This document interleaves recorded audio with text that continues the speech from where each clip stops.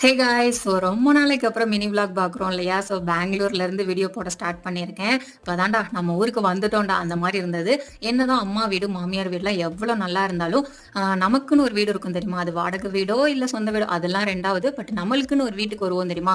அப்பாடா நம்ம ஏரியாவுக்கு வந்துட்டோம்டா, நம்ம இடம்டா அப்படிங்கிற மாரி அவ்வளோ குஷி.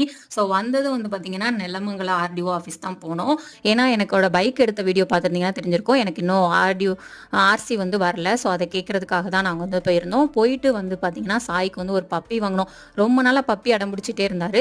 சரி அப்படின்னு சொல்லிட்டு அவனுக்கு ஒரிஜினல் பப்பிலாம் வாங்கி குடுத்து அத வளர்த்துக்கிட முடியாது அப்படிங்கிற பட்சத்தில ஒரு பொம்மை அது அவரோட லக்கி. அவர் வந்து இப்ப அது கூட தான் வாக்கிங் எல்லாம். ஸோ அப்புறம் இன்னொரு விஷயத்துக்கும் ரொம்ப அடம் பிடிக்க ஆரம்பிச்சுட்டாரு. இந்த ஸ்கேட்டிங் அப்படிங்கிற விஷயத்த எதுல பார்த்தான் அப்படின்னே தெரியல.